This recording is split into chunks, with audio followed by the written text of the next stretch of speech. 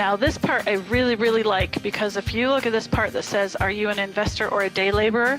I like it because it really is so vital. It's important to remember. And I didn't really understand it when I first started. I thought, well, it's okay, we can save a little money doing this or that. But if you can make $25,000, $30,000 per house pretty conservatively, and you're saving $2,000 doing some work yourself and missing another house opportunity, your net loss really is about $27,000, $28,000 right in there. So you have to remember that you are an investor. Your job is to find deals, get them fixed, and get them turned. Your job is not to be in there painting instead of taking those 3, 4, 5 days out looking for new deals. So do you want to be a contractor or do you want to be an investor? Very important to clarify. When you're picking up a paintbrush, you're making the wages of a painter.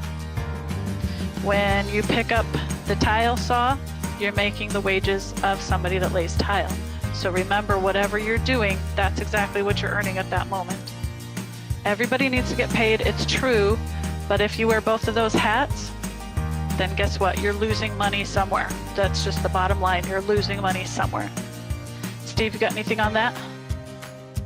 Yeah, and this is a common mistake that a lot of new investors make, is they figure, well, you know, I can do it myself for free instead of having to pay somebody else to do it. And if you don't have anything else to do and you need some money, that's an okay approach. But as an investor, you would rather be spending your time doing the things that create the most income, and that's going to be most likely going out and putting another deal together rather than painting something.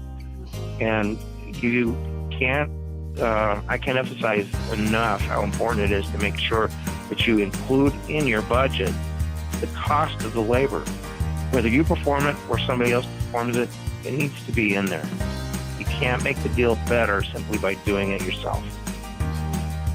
Because what if you got in free? Yeah, exactly. What if you got in a car accident and you couldn't finish the work? So that money that you would have been saving doing it yourself, you have to hire out now. And so that is why it's important, like he said, to have that cost in the budget one way or another.